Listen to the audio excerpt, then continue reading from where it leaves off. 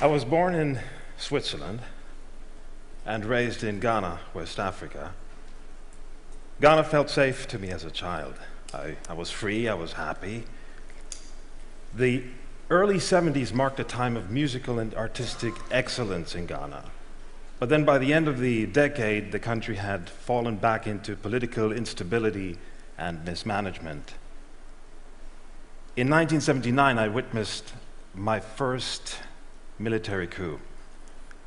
We, the children, had gathered at a friend's house, and it was a dimly lit shack. There was a beaten-up black and white television flickering in the background, and former head of state and general was being blindfolded and tied to the pole. The firing squad aimed, fired, the general was dead. Now this was being broadcast live, and shortly after, we left the country and we returned to Switzerland. Now, Europe came as a shock to me, and I think I started feeling the need to shed my skin in order to fit in. I wanted to blend in like a chameleon. I think it was the tactics of survival. And it worked, or so I believed. So here I was in 2008, wondering where I was in my life. And I felt that I was being typecast as an actor. I was always playing the exotic African, I was playing the violent African, the African terrorist. And I was thinking, how many terrorists could I possibly play before turning into one myself? And I had become ashamed of the other, the African in me. And fortunately, I decided in 2008 to return to Ghana. After 28 years of absence. I wanted to document and film the 2008 presidential elections. And there I started by searching for the footprints in my childhood. And before I even knew it, I was suddenly on a stage, surrounded by thousands of cheering people during a political rally. And I realized that when I left the country, free and fair elections in a democratic environment were a dream. And now that I returned, that dream had become reality, though a fragile reality. And I was thinking, was Ghana searching for its identity like I was looking for my identity? Was what was happening in Ghana a metaphor for what was happening in me? And it was as if through the standards of my Western life, I hadn't lived up to my full potential. I mean, nor had Ghana, even though we had been trying very hard. Now, in 1957, Ghana was the first sub-Saharan country to gain its independence. In the late 50s, Ghana and Singapore had the same GDP. I mean, today, Singapore is a first world country, and Ghana is not. But maybe it was time to prove to myself, yes, it's important to understand the past. It is important to look at it in a different light, but maybe we should look at the strengths in our own culture and build on those foundations in the present. So here I was, December 7th, 2008.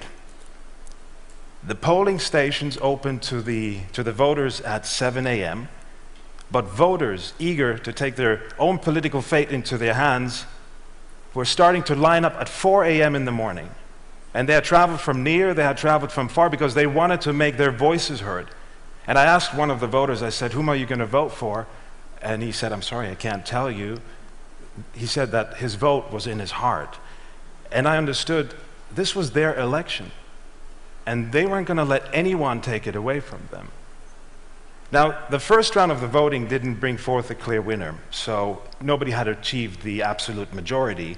So voting went into a second round 3 weeks later. The candidates were back on the road. They were campaigning. The rhetoric of the candidates, of course, changed. The heat was on. And then the cliche came to haunt us. There was claims of intimidation at the polling stations, of ballot boxes being stolen. Inflated results started coming in, and the mob was starting to get out of control. We witnessed the eruption of violence in the streets. People were being beaten brutally. The army started firing their guns. People were scrambling. It was complete chaos. And my heart sank because I thought, here we are again. Here is another proof that the African is not capable of governing himself. And not only that, I am documenting it, documenting my own cultural shortcomings.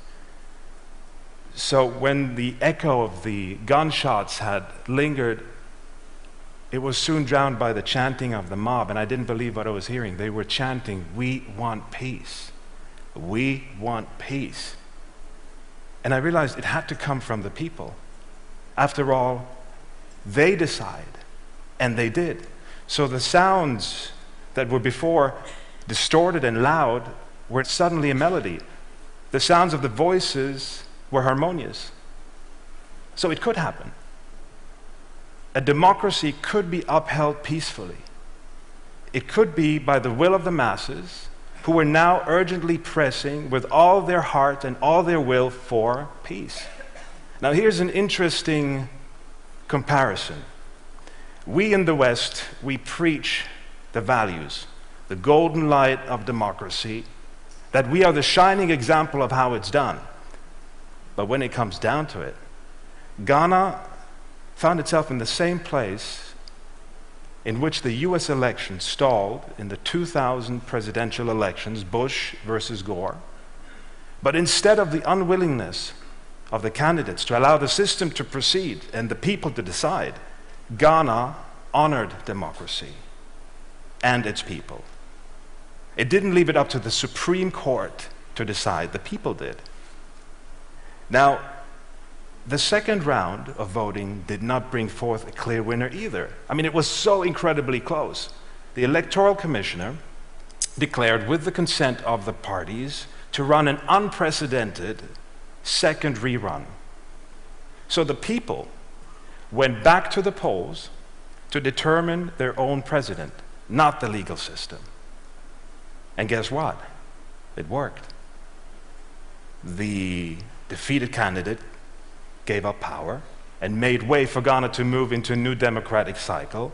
I mean, at the absolute time, for the absolute need of democracy, they did not abuse their power. The belief in true democracy and in the people runs deep, proving that the African is capable of governing himself. Now, the uphill battle for Ghana and for Africa is not over, but I have proof that the other side of democracy exists and that we must not take it for granted. Now, I have learned that my place is not just in the West or in Africa, and I'm still searching for my identity, but I saw Ghana create democracy better. Ghana taught me to look at people differently and to look at myself differently. And yes, we Africans can. Thank you.